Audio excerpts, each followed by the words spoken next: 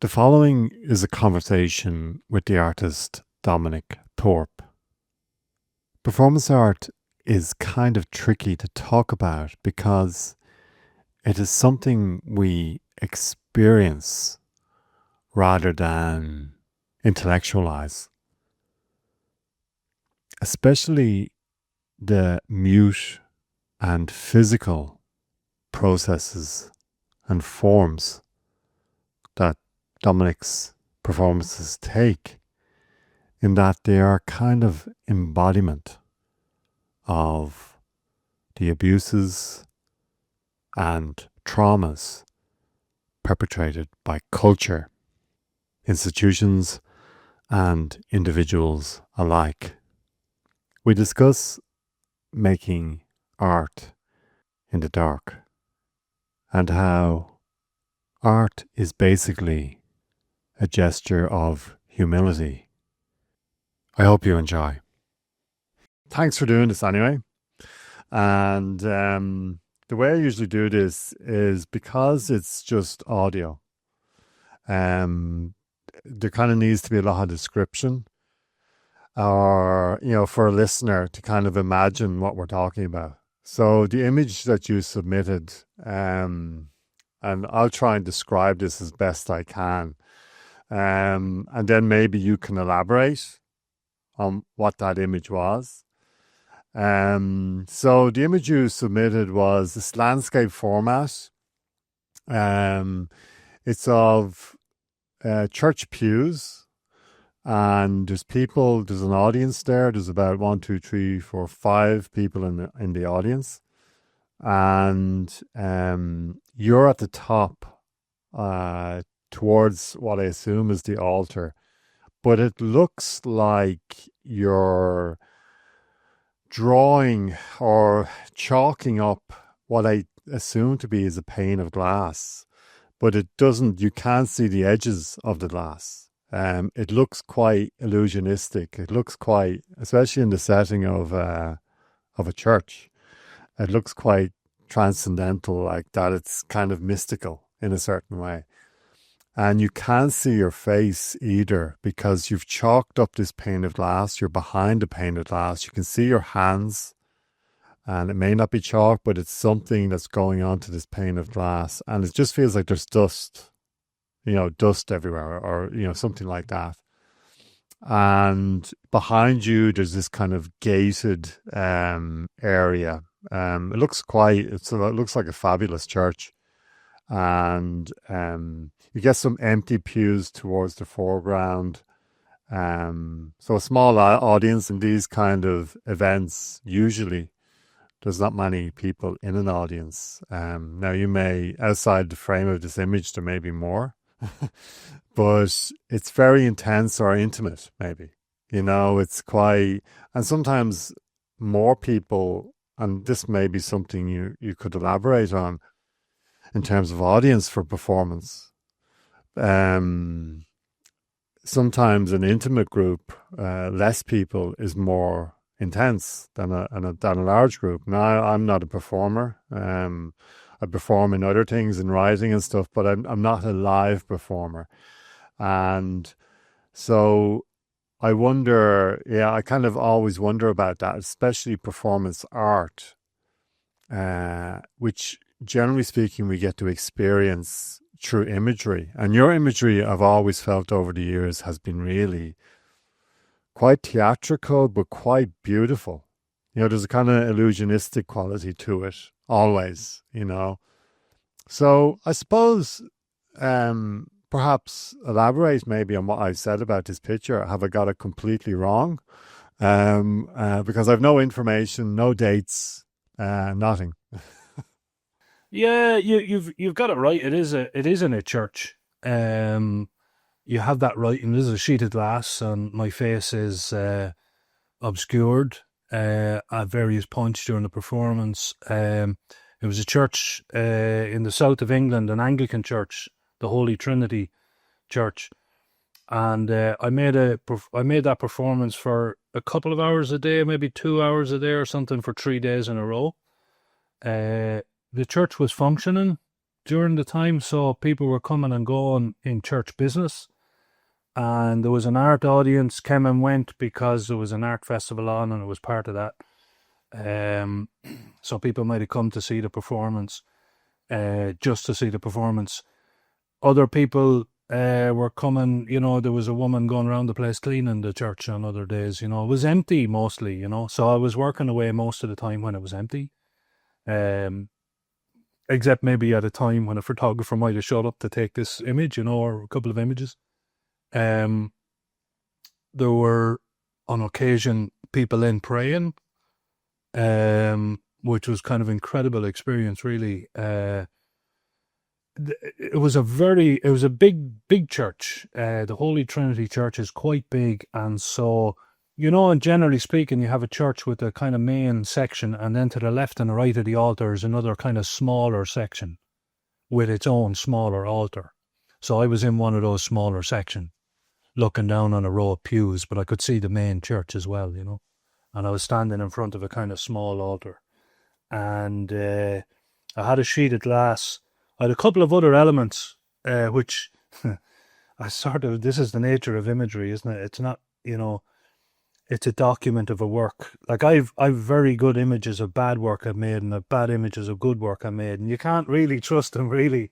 But then at the same time, you kind of like a good image as well, but so there's all sorts of conflicts with that, but this wasn't a bad performance, I wouldn't have sent it on if it was, it wasn't too bad at all. It kind of worked in ways, and I don't know where I was there, but yeah, I was scratching into glass. I had a couple of elements down around my feet, which I'm kind of glad aren't really visible because it was too much, Sometimes it's a trust thing, I work very often in very simple ways, the thing is very simple sometimes. And you kind of go the scenic route to get into that simplicity. You don't start off, you go the long way of taking on everything and then trying to let it go. And I think it was Coco Chanel, the fashion person, who said, before you leave the house, take something off, What was that about performance? Because you've overdone it, And so but anyway, it was quite refined, that performance. Basically, I had the sheet of glass standing in front of me, and I had a sandpaper, and I was sanding into the glass, and that's what was obscuring it. And it was quite rigorous, over an hour of continually doing this, or 2 hours it was quite rigorous. And so you get that cloudy spot right in front of my face, so that's where I was doing that.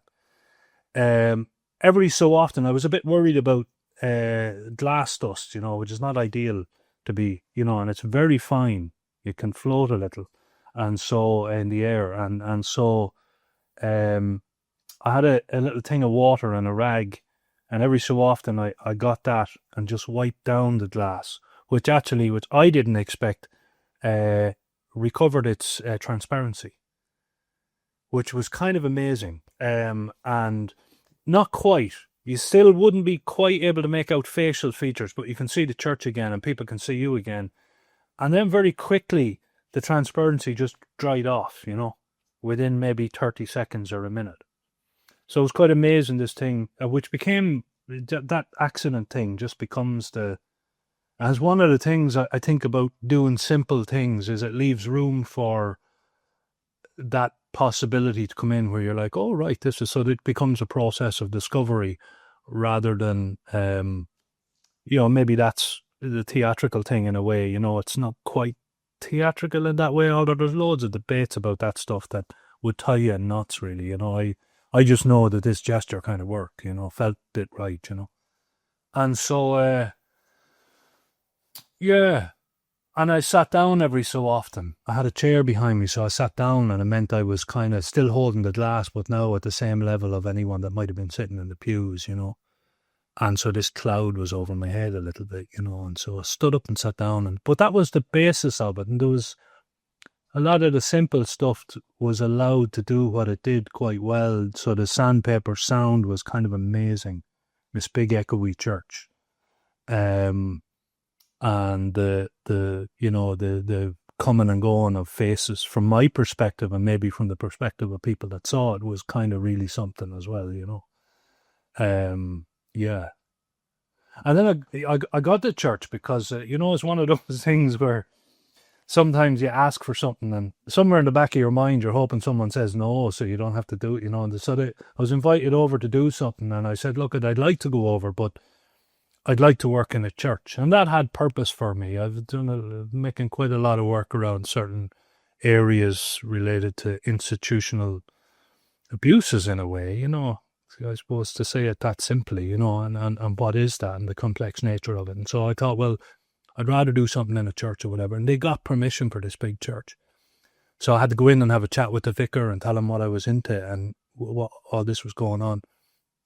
And so that's how I ended up there. And yeah, it was quite interesting. He was quite open, this fella, you know. Yeah. That's great. Like, I love how you describe things, because usually we go into, like, the tendency in a lot of these things about talking about art, we go into what it means.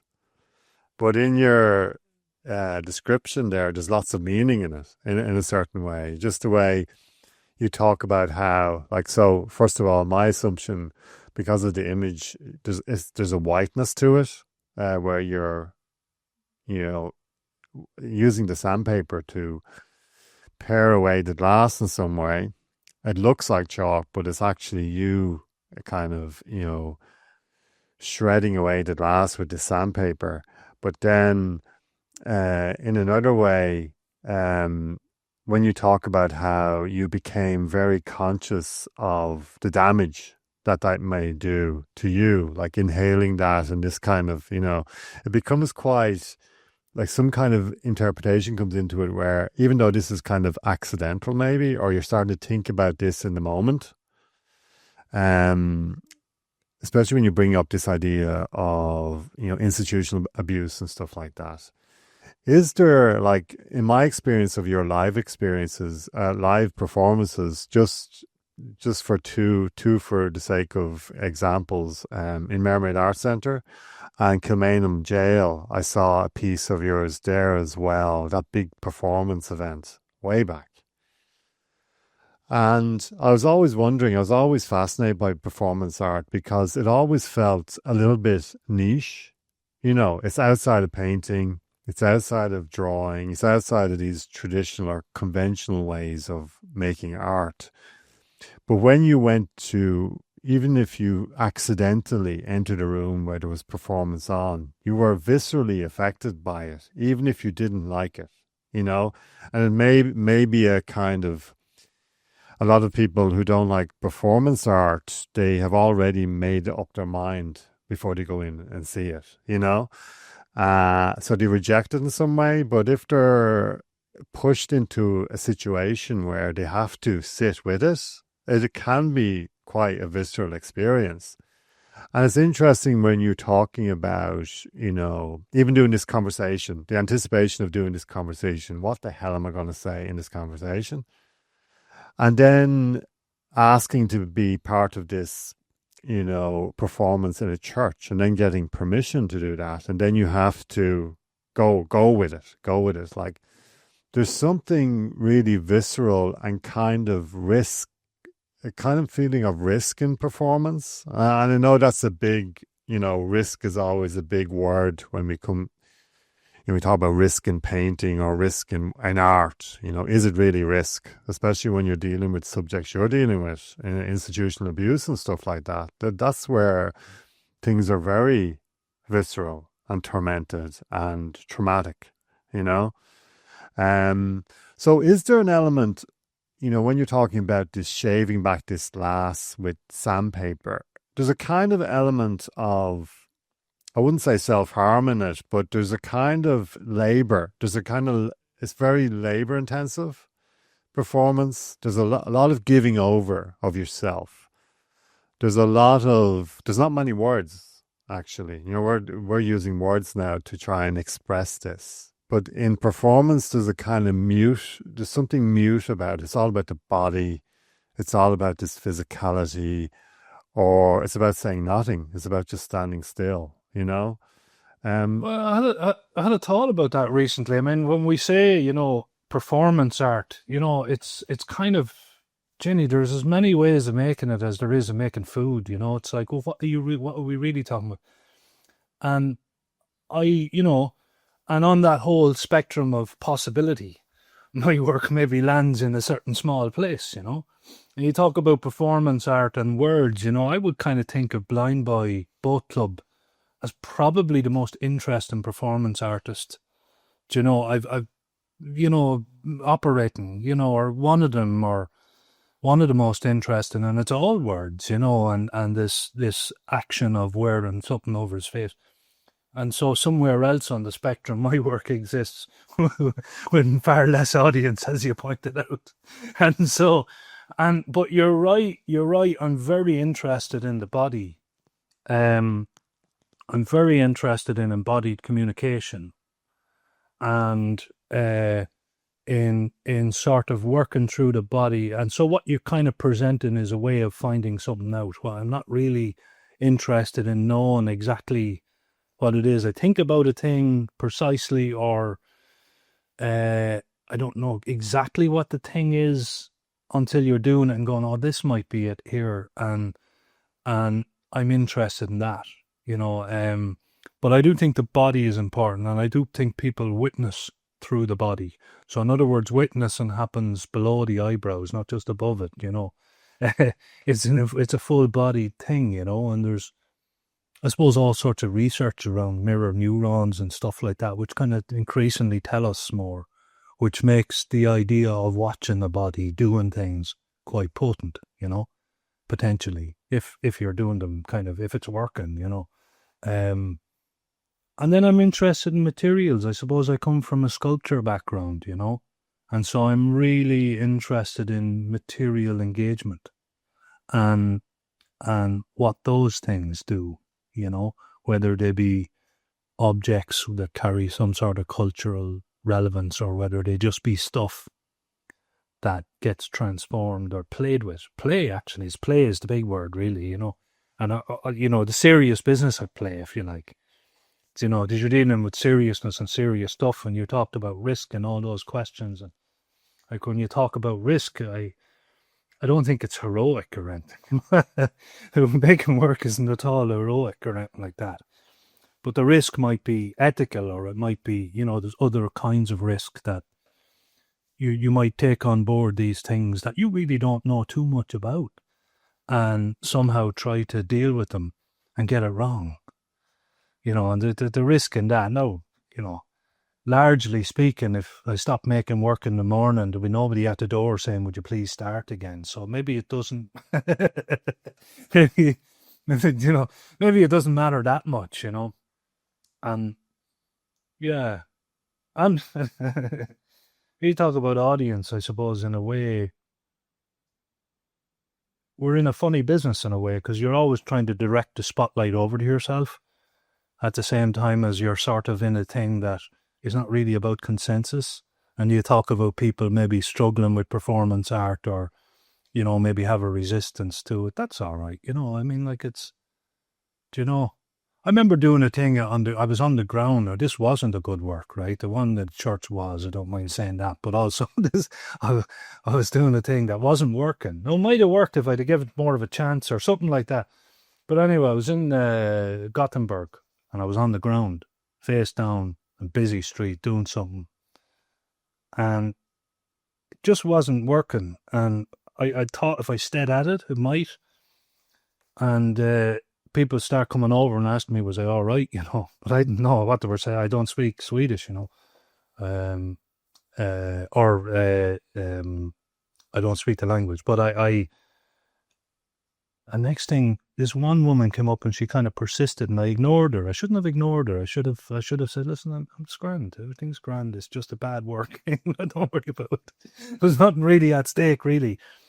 And then a few minutes later, an ambulance pulled in beside me, So the risk is like,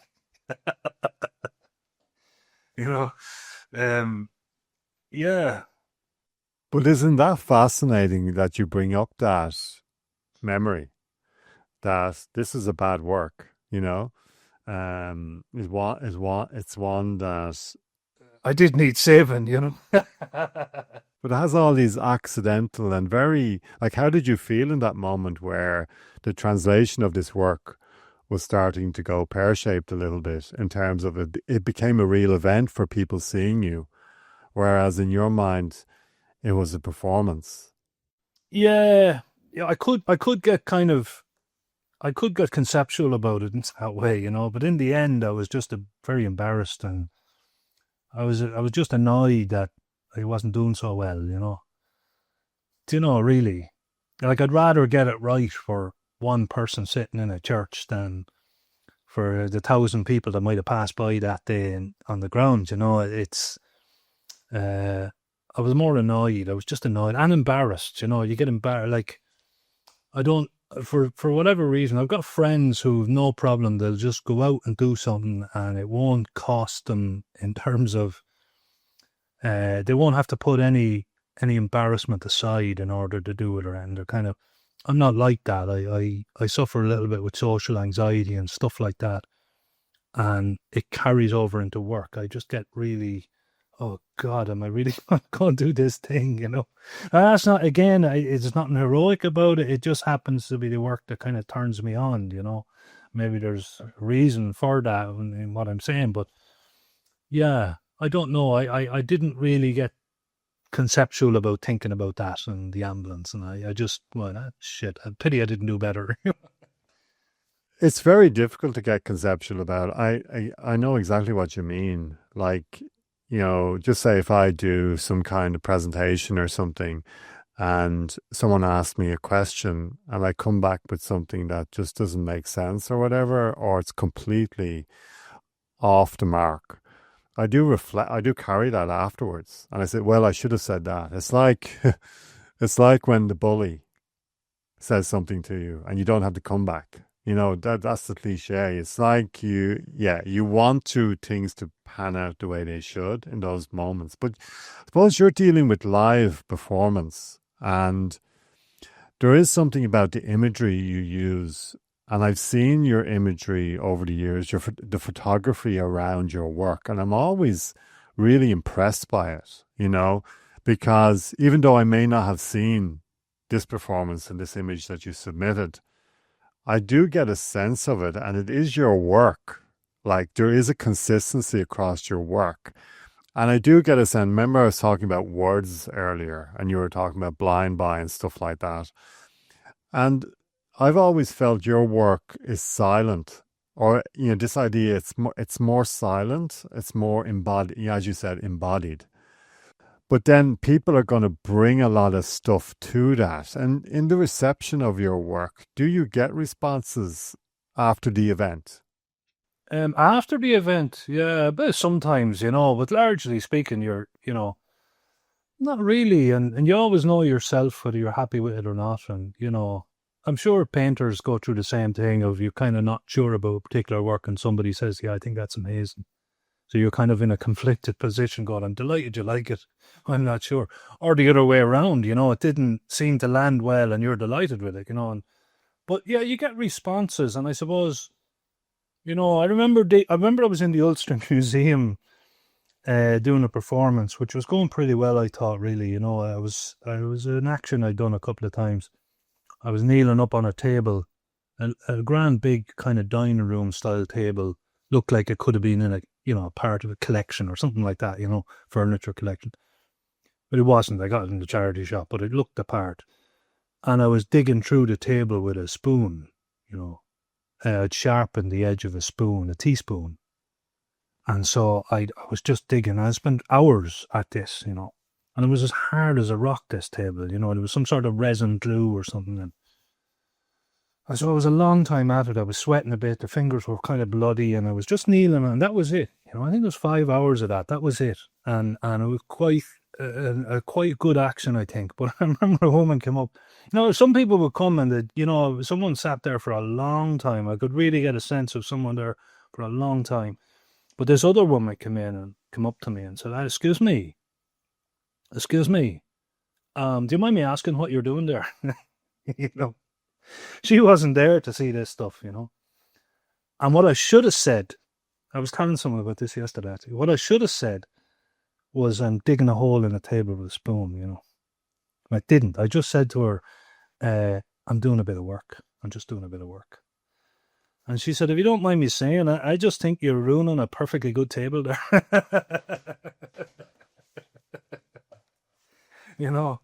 And so, but you know, there was something in that interaction, and there's something in defensiveness, I think. You mentioned the bully earlier, which I found really interesting, because that's a defensive stance towards the thing.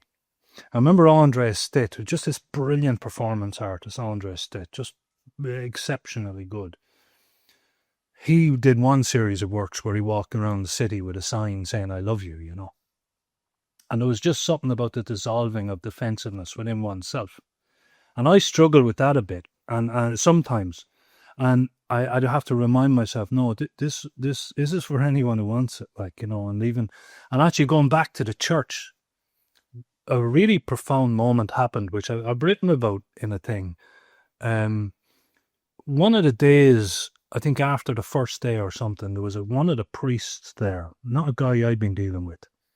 He walked past one of the arts festival people, and he said, you know, kind of sharply, he said, is this to be our punishment? Is that it? You know, because I was aware at the time the Anglican Church were going through their own process of excavating problematic histories where abuses had happened and been covered up at the highest level, and people had to resign, and all sorts of difficult questions, you know. And so he took it as a form of punishment, you know, that somehow this work was a form of judgment, I suppose, if you like. And it kind of is in a way, but only in one way. In other ways, it's other things too. But I got defensive when I heard that. I thought to myself, well, you know, screw him, like, you know. And so I was making the work one day, the next day, and I was sanding down the glass, and there was no one in the church for a good while. And I was sanding, and then one moment I just got the cloth and wiped down the glass so I could see again, and there he was, a couple of pews back over on one side, sitting there, you know.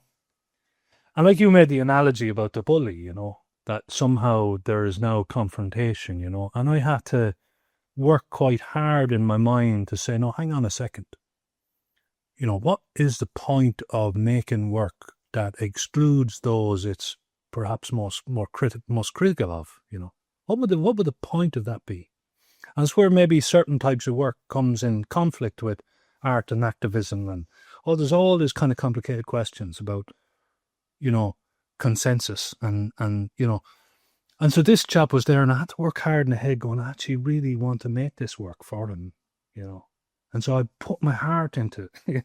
Sounds kind of strange. I put my heart into sanding that glass, you know, but I really put my heart into it. I really went for it. And a point came where he went, and I really missed him. I had to acknowledge that myself. I was going, because that moment was quite a powerful moment in the work, you know, for myself as a process of kind of discovery rather than,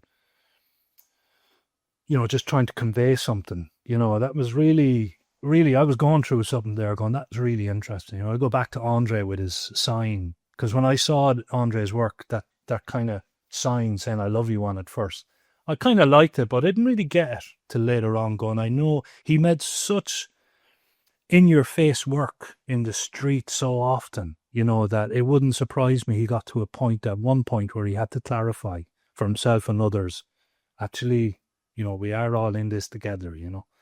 And yeah, so those moments are lovely. I don't know where I'm going with that, but you talked about audience and people engaging with it, and that was just quite powerful. You know, another man came in another point and was praying. And he got into, I didn't know he could do this, he got into the altar behind me and sat and kneeled down in front of that.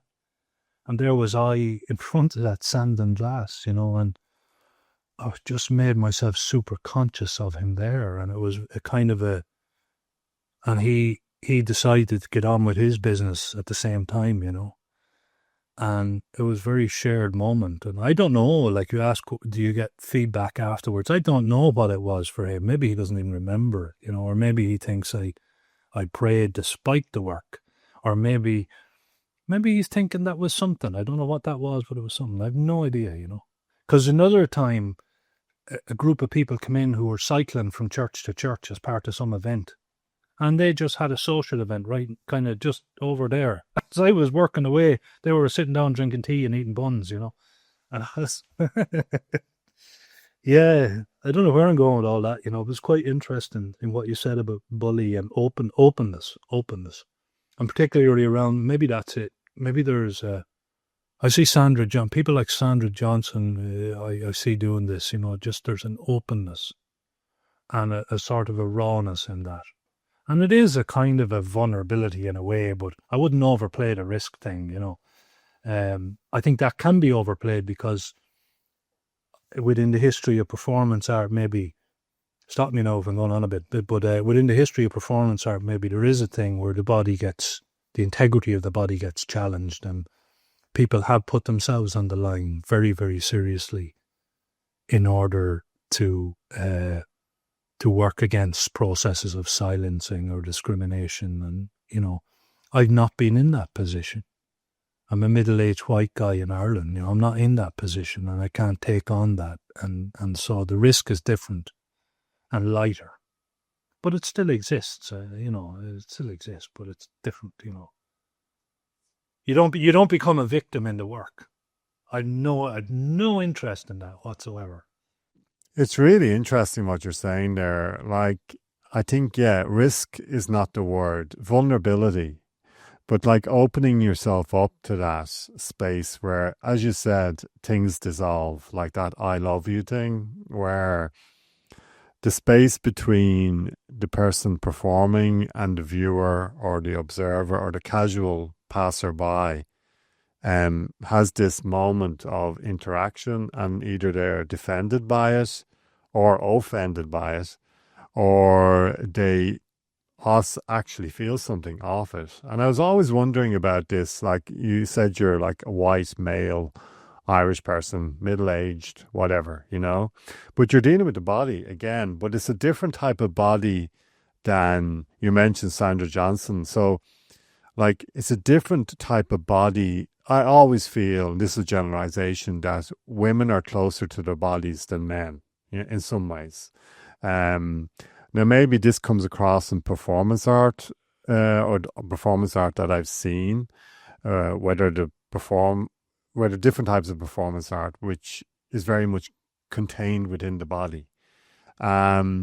So I was wondering, like, this idea of the body, but the kind of traumatized body, or the body that holds on to things, This word comes up a lot in terms of the language you use around your own work. And around institutions and all that kind of stuff, religion, whatever it is, we're going back to the church, and that church image has so much baggage there. And people walking into the setting of a church are going to be carrying that baggage with them, whether they've had good experiences with the church or bad experiences with the church. They're going to be carrying that stuff. They're there for a reason, whether it's historical, archaeological, architectural, whatever it is. So just wondering about this idea of, I always feel in the images of your work anyway, and the live performances and the drawings, which I've came in contact recently with, there's something kind of what I like to call the kind of dark register, something that is whether underneath culture or underneath how people feel. It's where things are dissolving, you're talking about this. And I wonder, does your performance are you trying to touch upon those things a little bit, like the dark side of culture? Yeah, it definitely. And God, there's a lot in what you ask there, and I'll try and, I did a PhD, finished it a couple of years ago, and the PhD looked at how perpetrator trauma is represented within performance art. And perpetrator trauma is the trauma that people who do harm to others can themselves experience as a result. And individually and collectively, I think, and so that the work you saw, the drawings you're talking about, that you saw in the Crawford, really came from that idea of trying to wander back into what if people who did things in the Civil War were traumatized, not only by virtue of having been in a civil war, which is traumatizing, but having actually inflicted violence in the Civil War? And it's quite a different lens on trauma than maybe, the vast terrain of trauma literature, if you like, is pivots on victim experience, understandably, or at the very least experiences of people deemed worthy enough to have their experiences considered, And I find that all really interesting. And it's interesting that you mentioned the dark, because I've been wondering how I end up in that area, child sexual abuse, the possible trauma of somebody who abused a child, and realizing that there's nothing. It's very well, there are people who've explored it, that's wrong, but it's very, very, very thin on the ground. And you're thinking, well, considering the history of that sort of abuse, and consider perpetration as not alone being the direct perpetrator, but the whole spectrum of proximities to that perpetration that facilitate it. Is this not a thing to be looked at, And so I kind of wonder, and you mentioned dark areas. I think certain types of work better in the dark. I don't know what it is. There's certain types of music maybe as well. Certain types of work seem to function better in the dark. And so you hear that analogy sometimes. I have a habit of trying to simplify things for myself, because I can't quite hold on to them if I don't. So a simple analogy, which you hear about art very often, just kind of thrown away, I think I've done it myself in the past, is art is like it sheds light on things, So you think of art like a flash lamp. But to develop that analogy, if I brought a flash lamp outside, it's useless. Absolutely. I know it's working. I can see the bulb, but daylight, absolutely useless. Bring it into a dark room, and then it becomes everything, I'm quite interested in that. And so I think I've ended up in those dark zones because the kind of work I'm interested in works better in a dark zone. The kind of aesthetics, and so there's a kind of maybe there's a bit of self-indulgence in that. Maybe I'm being a bit hard on myself there. I might be a bit hard on myself there, really. But I just think certain types of ways of working need to be brought to a dark space, and then they go for it. Then you're in business. Bring them outside? No. And similarly with certain kind of subject matter, we'll go back to the word consensus maybe. The kind of work I'm interested in just wouldn't float if I was in a crowd of 20,000 people who all agreed on the same thing, like a protest. And I've been in those crowds, and it's important to be there, and it's vital. And work that does float there, is it vital? But my work just sinks in that context. It sort of works against consensus in a way. It's sort of agitating for the dark corner. It's like, well, how do we, this thing we can't agree on, or how do we agree on this other thing? And so again, you find yourself in a dark space, and you go and do research, and you might see a couple of other people with flash lamps, but really, anywhere you point the thing, it kind of seems to be work. And that's where I found perpetrator trauma, really. That's kind of think how I arrived to it. In other ways, it seems obvious. I look back on images that were really important to me when I was a student. Did my degree in Galway, and the library there had plenty of, had a good few books on people like Alistair MacLennan, So you'd open this image and you'd see this balaclava in this. I nearly get romantic about these raw performance art images, these black and white kind of grainy images, that you see a balaclavaed, figure with a noose around his neck. And then you go reading all the analysis of that work, and there's quite a bit written about Alistair, as there should be, I think he's an extraordinary artist, And people like Nigel, there's a whole history of there. But anyway, within the analysis, people talk about the trauma of the Troubles in Alistair's work. And the assumption is almost always a victim trauma. And now someone can be both. Someone could be a victim of the trauma having actually committed violence themselves. And I really interested in that complexity, very interested in complexity. I think it works against problematic binary discourses around things where you've got to pick a side, and this is getting more and more problematic by the week. It feels to me, these kind of binary discourses.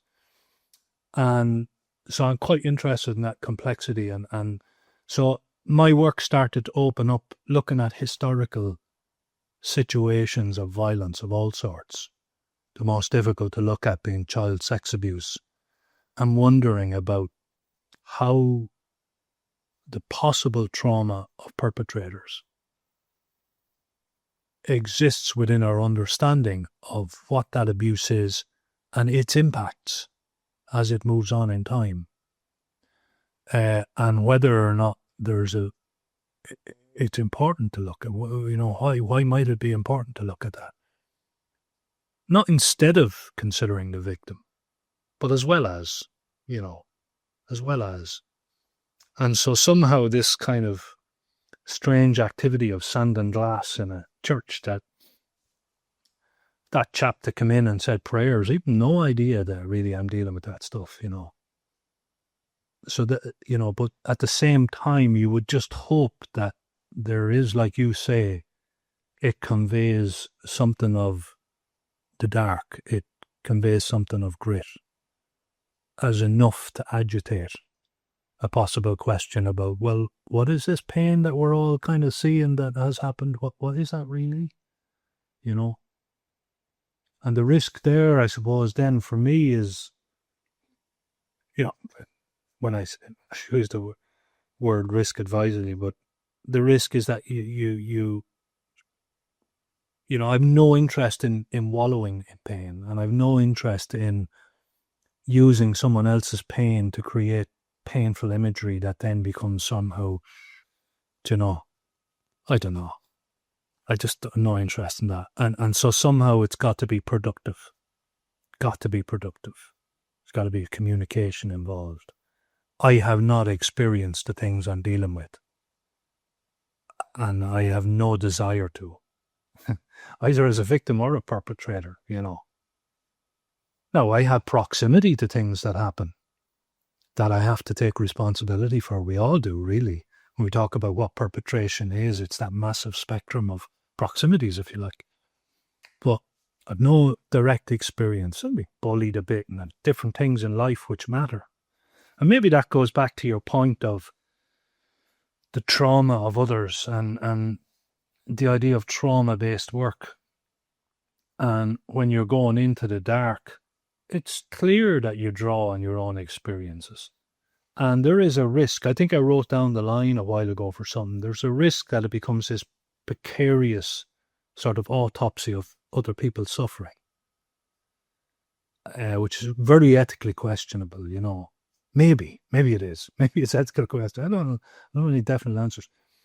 But at the same time, from an empathy point of view, you do when you're making a work, I imagine, just like when you write a novel or when you write a song or people write theatre pieces, you draw on what your own experience is in order. You look at other people's experience through a lens of what you know. And I do know what pain feels like, not to the extent of things I've been looking at, but I know what it feels like, and I can't avoid that. I can't pretend to circumvent that and make this thing as if I don't. I do know what pain feels like. I know what loss feels like. I know all those things. Not at all to the same degree of some of the stuff I've been looking at. But it does allow me to kind of have some empathy and go, I can only imagine. And we're in the imagine business, and I think there's a problem sometimes I've found with my work where, maybe I worded that wrong. But I think there's so many different people making work from so many perspectives that I look at a history of performance art where some of the people who've made the work didn't have to imagine the pain. They're right there, I think of all that feminist work, so impactful, so important, but then there's those of us who didn't, thankfully, and nor would I want to, not in the slightest. but I still want to make work. And so there you, you find yourself in a dark room with a flash lamp going, oh, Jesus. What, you know, you know, I happen to have written about some of this recently, so it's sort of there in my mind, you know. I'm not normally as fluent, but you know. So there's two things. I'm thinking about the dark and the light. And I'm also thinking about the poetic. So I'll go to, like, there's a psychoanalyst, Adam Phillips, and he's against using case studies. So he's a clinician. So he meets people 5 days a week, you know, and he's been doing that for 30 years. And it came up in a conversation with him. A lot of psychoanalysts, if they're writing papers or essays, they'll use case studies from the patients they've seen over the years. But in a conversation with him, he said he was against those things in a way.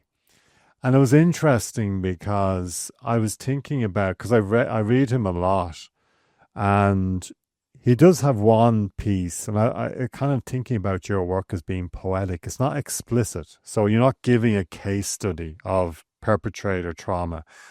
You're kind of abstracting it a little bit.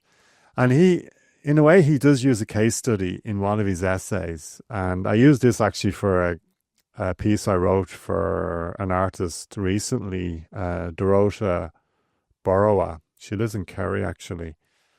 And it tells the story of he's in his office, and a girl comes in, and she's 5 or 6 years old, and she's been seeing him for about 3 months. But she starts the session every time with this. So she comes in, she puts her hands on her eyes, and then she says, "Start looking." And it's interesting. It's not a case study, but it's very abstracted in a certain way.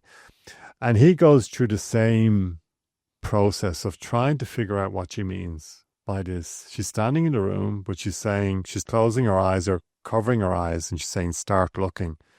So he tries to question her, tries to play the game, you know, in some ways, but never finds out the riddle, you know. And then she goes, "Oh, you give up." And then she goes through the session then later. So it goes on for an hour, the session. But she starts the session in this way. And I was thinking about your work and maybe performance in this way as well. As a kind of, it's touching upon all the things you're talking about there. You know, the dark register, trauma, feeling, emotion, all those different things that are underneath in the body, in society, in culture, whatever it is. But it's kind of abstracting it, but trying to hold on to it in the material you're using in some ways, you know? And whether that is flakes of glass that you're breathing in while you're paring it back, or whatever it is, whatever props or whatever things you're using to get across the performance, is quite abstracted. And you're trying to touch a nerve with people probably who have been affected. Maybe that's your best reader. It's like what some authors talk about, their perfect reader. Someone who, you know, there's the writer. I brought up this guy recently in the conversation, the writer of Lolita, Vladimir Nabokov. And he talks about thinking about sexual abuse with kids and stuff like that, pedophilia, all that kind of stuff that novel has. He talks about the perfect reader in his autobiography. And he has this whole monologue about traveling up these mountains, into these forests, on top of this hill, and he meets the perfect reader that doesn't try to analyze or anything, just gets everything, you know? And it's kind of idealistic. It's not real. And that's what he's saying, actually. He's saying that too many people use Freud or whatever, you know, to try and analyze everything you're doing. It's actually about the form. It's actually about the pane of glass. Well, I did have this thought, and I wrote a thing down here, which, as I read it, sounds like I wrote down the phrase here, "I believe in sculpture." When we talk about a church, you know, but I do have a lot of I have a I have a lot of faith, for want of a better word. I don't mean that. I don't mean that in the religious way, but I have a lot of faith for poetics and how people working sculpturally and materially have developed poetics, within contemporary art, modern art, and contemporary art. Um, I do have a lot of faith in it. I know it moves me, and I know not everyone has the same, some people like country music, some people don't. That's okay. Some reason happen to be listening to that more and more. But and then I had some students recently, first year students in college who, yeah, they're all listening to country, starting to listen to country. Anyway, that's a different matter. But I think, we all have different trajectories of history that our appreciation, aesthetic and conceptually and so on, have kind of come from. And we agitate it and we figure it out, and we have various trajectories we try to tie together and understand, and all those lines go off in different directions again. I find myself returning quite a bit to how, like, who was I thinking of the other day? God, what's his name? Janis Cuneles, one of the Arte Povera guys. And just his extraordinary work with big sheets of metal and coal and allowing this thing to be what it is. And I have a lot of faith in that to resonate somehow. And I have a lot of faith. And so somehow the kind of crossing of that with the idea of embodied gestures works for me, It's kind of as simple as that in a way. You take this sculpture sensibility and cross it over with this need to be live and embodied. It kind of works, And it and because you're working live, maybe the live thing, although I don't always work live, and I think drones can do things that just as powerfully as performance can, just as powerfully as, I don't, maybe age, I've become very accepting of an awful lot of stuff. Just come, it sounds good to me, But I there's something about working live that I had this thought once that art is always vibrating, and in order to be in proximity to it, you have to vibrate yourself. Can't stand still or it's gone. And so there's something about working live that allows you, because you are on the move, unless you're very fixated on creating a beautiful image. And in that case, it's a different kind of performance, I think. Sometimes succeed, sometimes not. But for the most part, you're moving. Someone used a phrase to me the other day, which I hadn't heard before, tremulous. There's some sort of theory of tremulous things. And I'm only starting to kind of get my head around that. But that sounds kind of similar, but the aesthetic and the poetics, and I like that word poetic actually more and more as I go on. I really like it, because we do return, not retreat, but we do return to poetics, going, these things work actually, They work for me, and so hopefully, a bit of hope. I'm using lots of language like believe, faith, and hope, and all that. I don't know where that's coming from. And we're talking about a church, But anyway, there you go. It's interesting. The word poetic, I think, really suits your work, especially where you talk about its simplicity. Poets have this ability, unlike prose, to contain the world in a word. They try and edit back until it becomes very pure. Whereas the prose writer is always trying to decorate their language in some ways. They're always using I do it all the time, and I become very conscious of it, that I'm decorating all the time. And then there's a little bit of content there, whereas the poet have this, and it's very difficult to be a poet. You're either a prose writer or a poet, generally speaking.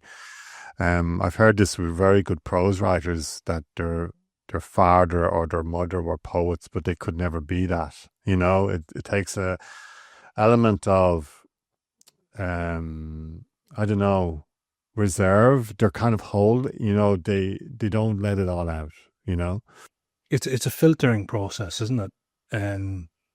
It's I used to think it was like sieve and flour. That making work was, and that refinement, but then you're left with this stuff in the sieve and this refine, and you're not sure which is which is the thing you go for, But more and more, I have it down to this boiling down of essence of something. Not to sound too airy-fairy about it, but there isn't, like, if someone is doing something right, you'd watch them carry a chair across a room, The same with a drawing. You'd look at the smallest mark and be moved by it if someone has managed to, what was the poet? Paul Durkin died recently. And I remember, lines from his. I remember he had a poem about being on a train with someone and they got off together.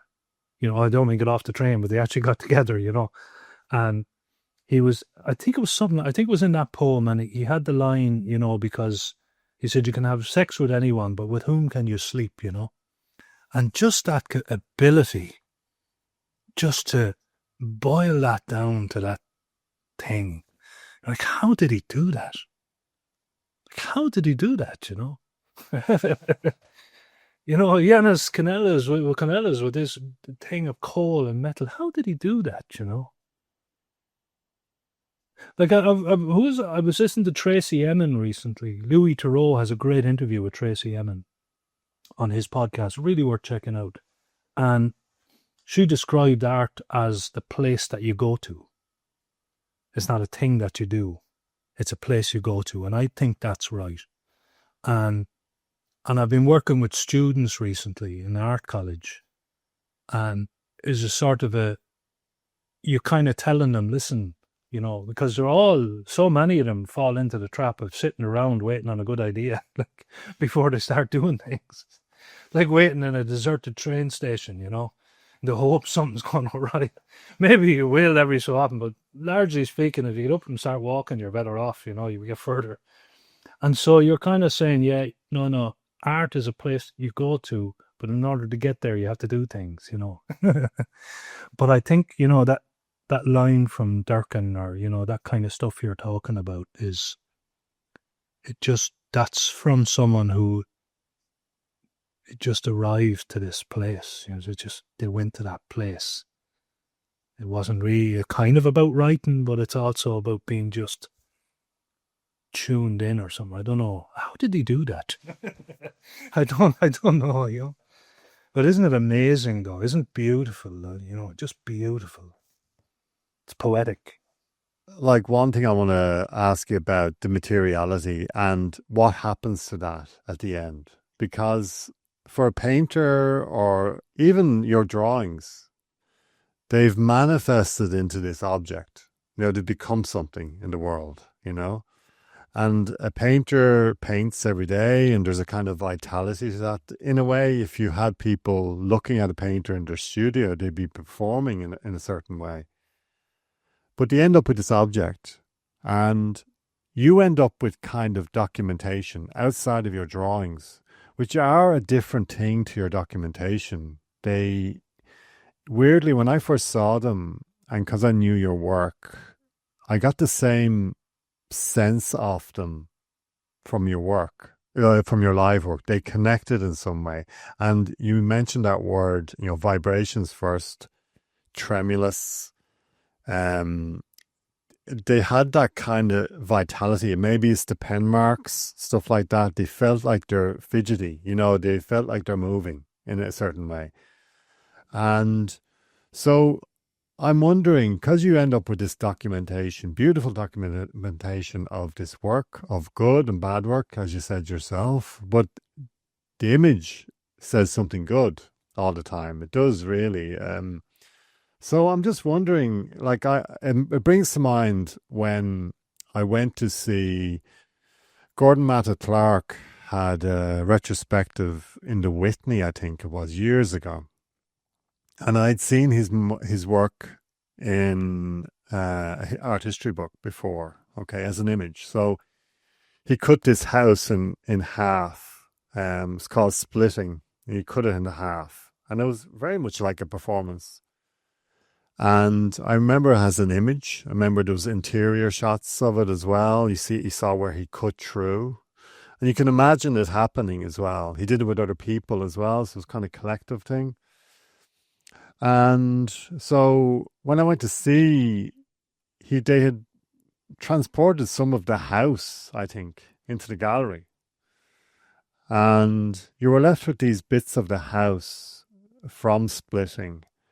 And I was kind of disappointed, maybe, a little bit, because I had lost the photograph maybe had done enough in a certain way.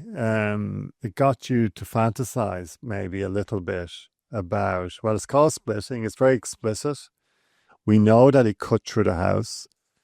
But then you had these parts of the house in a gallery, and they became quite static, or they had lost this kind of tremulous or this vibration. And yeah, because I built him up a lot, and it wasn't his fault, of course. He was deceased at this time, at this point. It was curated, it was put together. It was about the myth, the myth of the artist. It felt very much like a mausoleum in a certain way, in that there was kind of a deathliness about it, So I'm just wondering about your work, these props, the glass and the church. That could be an object in an art fair. You know what I mean? It could be a remnant. I think, gosh, someone described once that they went to NASA. Someone told me they went to NASA. They were delighted with this, going to NASA and going to check out, they have historical stuff there, apparently, like Buzz Aldrin's jacket and something like that. And they saw something that they had, read about. There was some lad's jacket that was the first or whatever. And they were kind of saying to me, it was a very anticlimax because they found themselves in a room looking at a jacket. And you're like, oh, what did they expect? It's a jacket. And there is something about the weight of mythology and romance and the weight of particular cultural moments that start to bear very heavy on the humility of the gesture that created them in the first place. Even if a guy is splitting a house in half, I mean, there isn't a simpler thing you could do than just cut something in half, Except, you bring it somewhere extraordinary like he did, and it's so beautiful. And that image comes back to me again and again and again, of this house, just an extraordinary thing. But it doesn't surprise me that we put a lot of pressure on the material artifacts to somehow hold on to that mythology when they can't, I was to go and see, I don't know, you kind of, unless they're reframed maybe in a way somehow, I don't know, but I think we expect too much of these things as if they were more important than the gesture that created them, and they're not really, in a way. I mean, maybe historians would say museum people that collect stuff and archive them and protect them, they might say they are as important. But for me, generally speaking, like I have a graw for the photograph because photograph seems to be able to hold on to both things. I don't know what that is. I've often thought video doesn't, video documentation doesn't. The photograph somehow allows a thing to be both humble and iconic at the one time. And then we go along to these artifacts and go, well, that's the glove some lad wore. And you're like, well, it's only a glove, And it is extraordinary, but a bit of a letdown at one time. And so, I don't know, my own work exists in a different terrain of mythology, like mostly in my own mind. And so I'm not trying to create a parallel between Buzz Aldrin's jacket and some piece of glass. I work, or Matt Clark's divided house, but I don't kind of get attached to stuff in that way. And I know people that do. I was in Andre's studio, actually, and it's amazing. And he's got these shelves with boxes where he's got stuff from all the performances over the years. And I was grateful he did. I was sitting there going, I'm so grateful he did this.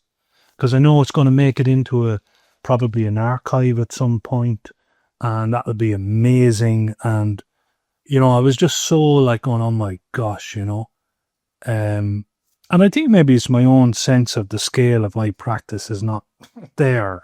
It's not, the gravity of my practice and the esteem of it and the accomplishment of it is not, it's not where I would find myself. I better mind that piece of glass in case someone wants it, I mean, I just tend to throw them out. But then I made a mistake sometimes. I mentioned a table earlier in the Ulster Museum where I cut a hole in it with a spoon. I remember I just happened to be a skip outside the Ulster Museum at the time, and I thought, well, that's handy. I just finished the performance. I got someone to carry the table over and we pocketed it into the skip, I was going home going, I should have kept the hole, I should have cut out the hole somehow. Because I've done that performance a few times and I would have had 5 holes now. And that might be something, and I do think it's possible to have an artifact that becomes its own thing. Whether that's a photo. And you mentioned, not having good images of bad work. I tend not to show them.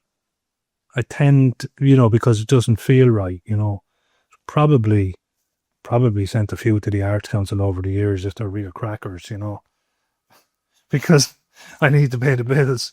But but generally speaking, I kind of don't really, because I can't stomach it. I'm like looking at the thing going, that was terrible. So generally speaking, if I'm showing an image of a performance I was kind of happy with, relatively speaking. But objects and materials and drawings. Yeah, the drawings are a funny one because I made a drawing years ago of a lady called Elizabeth Bobbitt, who was the first county councillor in Wicklow County Council and female county councillor. An amazing activist, and I made this big portrait of her.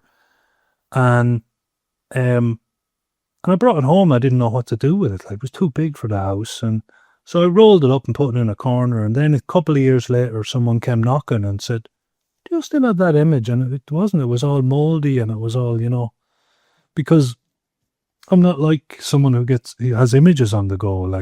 What do I do with that? It was no different than the table. It was like, what? And so the drawings from the Crawford, they're a new experience for me. They're rolled up somewhere, covered in plastic. And I'm like, I wonder what to do with them now because, I don't know what to do. Nobody wants them. And now what? Maybe I get a couple of shows and a couple of more shows and bring them around the country. But I just happen to be at a period of practice where I've kind of stopped making work so much, It's the first time since, the first time in years and years and years, I don't have a show in the diary, for my own work. I'm helping KCAT curate something now, but, I don't have, and I've turned down a few things. So, there's something in that. But I don't know what to do with those drawings. I don't know what to do with the images either, except they allow me to talk about that thing I'm interested in. They allow me to kind of talk to you about perpetrator trauma and how I think art might work in a way. And it is about being productive. It is about actually, you kind of come back to form and function in a way. And I know people make the argument, there's all sorts of arguments about art. It doesn't have to concede any capacity to do anything. It is in of itself grand, but I kind of like it to be useful, I know it's useful for me when it moves me, when I see someone's work that moves me. It doesn't just feel like it moves me. It feels helpful, And just like when I see something, maybe sometimes you see something that doesn't work, it kind of feels helpful in a way as well. But, but largely speaking, I want to be moved. But so I want to be useful, And I maybe go back to that point you mentioned about the work not quite spelling things out in a way. And it's a sort of that there is also a useful, I'm getting to a different point now, I think, sorry, but that's a productive ambiguity, if you like, And just like the work that, largely speaking, no one's banging down the door to ask for, it's still potentially a productive fracture in something, It's like might do something here, And in a way, you're still the art fan. You're still the person who saw stuff that kind of blew their mind, and you just want to participate in it. It's like people who like running, they just want to go and run and take part in marathons and stuff. And I just want to kind of go, I could keep doing that. That kind of, there seems to be something there that's worth participating in. I know all that sounds like I'm simplifying everything, but I don't mean that. I know it's more complex than that, but I suppose my last question is about, and you've mentioned some artists. I'd like you just to reflect on some artists that have inspired you. And I know you've mentioned a couple there, but just artists that have kind of influenced you, even artists that you may have thought not much of, and then they've stayed with you or haunted you. This usually happens with artists that they don't know why an artist affects them in a certain way, but they definitely influence them. Is there any artists or authors or musicians, whatever it is, that have inspired you? Yeah, there's loads of them.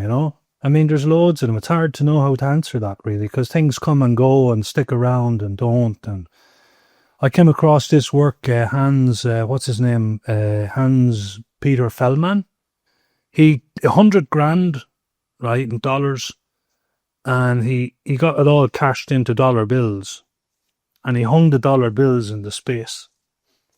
So the space is entirely coated in dollar bills, and apparently, for some people, it was the smell of the money when they went in that got it, So there's things like that I just kind of go, oh my gosh, like, oh my gosh. So I'm I don't really have I have Julie Goff is someone I came across, or Yuwani, God, her second name escapes me now. A brilliant Aboriginal artist with Aboriginal heritage. I'll send you her name, Yuwani. She's kind of a big deal, really, but we happened to be in a show in Adelaide a couple of years ago, and she had this amazing image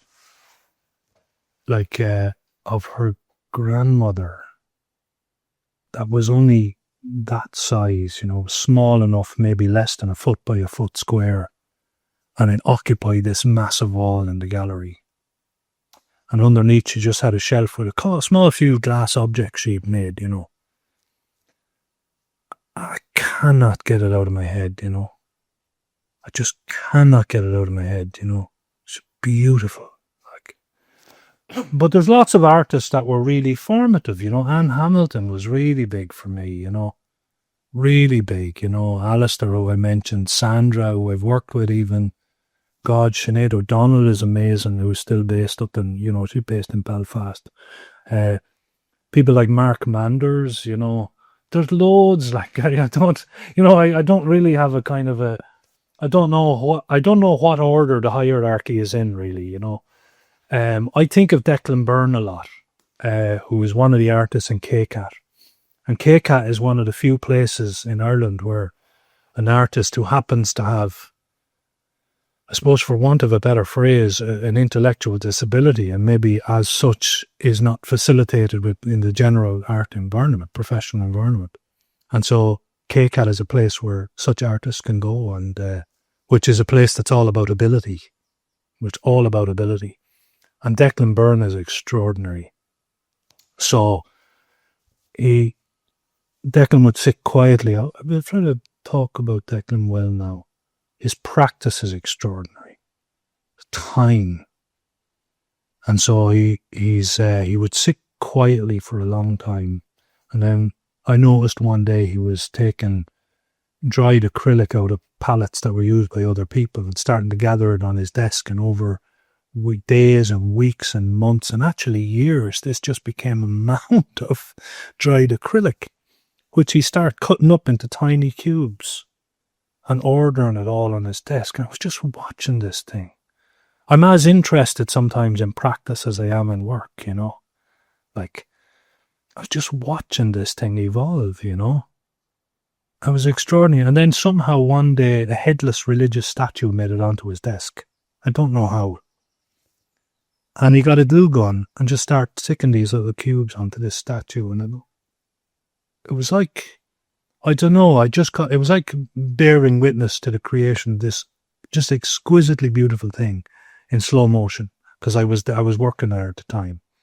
And so over months and months and months, and probably went into years, I saw this thing emerge and going, Jesus Christ, you know, that was beautiful, you know. Declan's still working in KCAT, still a great artist. And from my mind, you know, I think about Boyce a lot, but they're all on the one plane, you know. They're all on the one plane. I kind of, you know, mostly, you know, it goes up and down a bit like a wave at times, you know, for different reasons, you know. But speaking about documentation, like Joseph Boyce has this iconic image of him explaining paintings to a dead hare, you know, this image of him with the gold leaf on his face and the hair in his, you know. And then I found a video online several years ago of the performance. And it's utterly different. And I know I said photographs capture things better but this was like a reversal. Because, well, maybe it was, maybe it wasn't. I don't know. I'm not sure. Maybe I haven't decided that. But because the image is so iconic and almost, you know. And the video was just this guy walking around the gallery with a dead hare and his face painted gold, you know. That's what it was. That's all it was. And it was very humble looking. A crowd of bemused people outside the gallery smoking fags looking in the window, you know. And he's just kind of like dragging this hare along the ground and picking him up. And it was sort of beautiful for an utterly different reason. And maybe thinking about the humility of Declan's process and that trust in process that brought that to mind, you know. You know. So I don't know where that leaves you with the hierarchy, but I don't know, you know. If it works, it works. Whether it's ballet or country music, doesn't matter, you know. You know?